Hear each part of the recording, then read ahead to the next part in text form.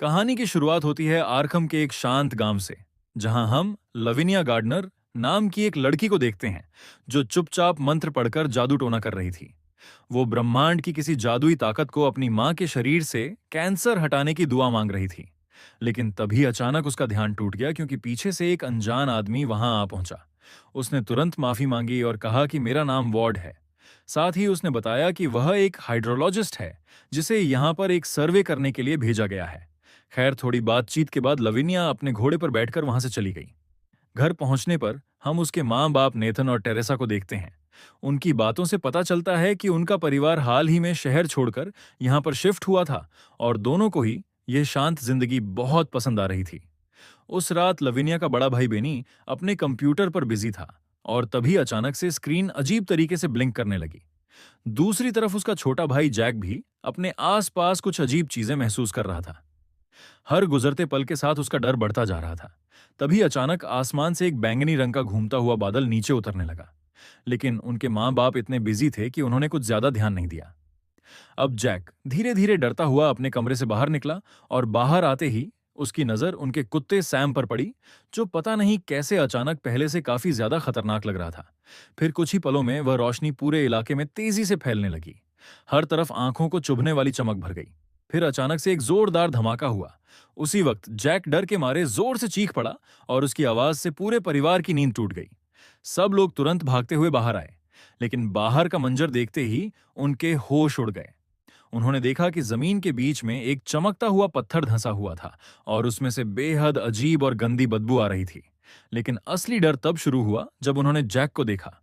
वो बिल्कुल चुप था, मानो अभी तक शौक से बाहर ही नहीं आया। तब डेरिसन ने कहा कि इसे जल्दी से हॉस्पिटल लेकर चलते हैं। लेकिन दिक्कत यह थी कि सबसे पास वाला हॉस्पिटल भी 2 घंटे दूर है। मगर फिर काफी देर बाद जैक धीरे से बोला कि मेरे बस सर में थोड़ा सा दर्द है। ये सुनते ही पूरे परिवार ने राहत की सांस ली। खैर, अगली सुबह मेयर और शेरफ उस पत्थर की जांच करने आ पहुंचे। उन्होंने देखा कि पत्थर अभी भी गर्म था, लेकिन काफी कोशिश के बाद भी किसी को समझ नहीं आया कि वह असल में है क्या। फिर थोड़ी देर बाद वार्ड भी वहां पर आ गया। उसका मानना था कि वह एक मिटियोराइट हो सकता है। उसने बताया कि ऐसे पत्थर जमीन पर गिरते ही अक्सर टूट जाते हैं, लेकिन हर बार टूटे यह जरूरी भी नहीं है। तब परेशान नेथन ने मेयर से पूछा कि क्या मैं अपने बेटे को हॉस्पिटल ले जा सकता हूं।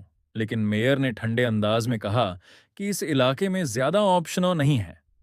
तुम शहर वाले लोग हो, तुम्हें तो यह जगह मौका मिलते ही बेच देनी चाहिए थी। खैर, कुछ देर बाद वार्ड ने पूछा कि क्या इस जमीन पर कोई और भी रहता है। तब नेथन ने बताया कि यहां पर एजरा नाम का एक आदमी रहता जरूर है, लेकिन उससे बात कर पाना लगभग नामुमकिन है। इसके बाद बेनी वार्ड को एजरा के कैबिन तक लेकर गया। लेकिन हैरानी की बात यह हुई कि वह बुढ़ा आदमी मानो पहले से वार्ड के बारे में जानता था। उसने बिना कुछ पूछे दोनों को अंदर बुला लिया। वहां वार्ड एजरा की बिल्ली से मिला। फिर जब एजरा ने उसे पीने के लिए पानी दिया, तो वार्ड को उस पानी में कुछ अजीब सा लगा। इसीलिए उसने पीने से मना कर दिया और कहा कि मैं पहले इसका टेस्ट करूंगा। तभी अचानक बाहर एक भयानक तूफान शुरू हो गया, और बिजली चमकती देखकर लविनिया तुरंत उत्सुक होकर बाहर भागी। तब नेथन ने उसे वापस अंदर लाने की कोशिश की, लेकिन उसी वक्त दोनों ने देखा कि बिजली सीधा मीटियोराइट पर गिर रही थी, और हर एक स्ट्राइक के साथ वह और ज्यादा चमकने लगता। वहीं दूसरी तरफ वार्ड पानी को एक टेस्टिंग स्ट्रिप से चेक कर रहा था, और अगले ही पल उस स्ट्रिप का कलर गहरा बैंगनी हो गया। खैर, फिर अगली सुबह नेथन और टेरेसा ने देखा कि वह मिटियोराइट अपनी जगह से गायब हो चुका है। यह देखकर वह दोनों हैरान रह गए। साथ ही उनकी नजर कुएं के पास उगने वाले एक खूबसूरत फूल पर पड़ी, मानो रात भर में वहां कुछ बदल गया हो। इसी बीच मीडिया भी इस घटना को कवर करने के लिए वहां पहुंच चुकी थी, और यह सब देखकर नेथन बुरी तरह से चिढ़ गया। शाम को पूरा परिवार टीवी पर नेथन का इंटरव्यू देख रहा था। लेकिन तभी रिपोर्टर ने थोड़ा बहते हुए कह दिया कि इस आदमी ने यूएफओ को देखा था। यह सुनते ही नेथन का चेहरा गुस्से से भर गया। वहीं दूसरी तरफ टेरेसा किचन में खड़ी थी। उसने जैसे ही एक अंडा तोड़ा, उसके अंदर से अजीब सा खून निकला।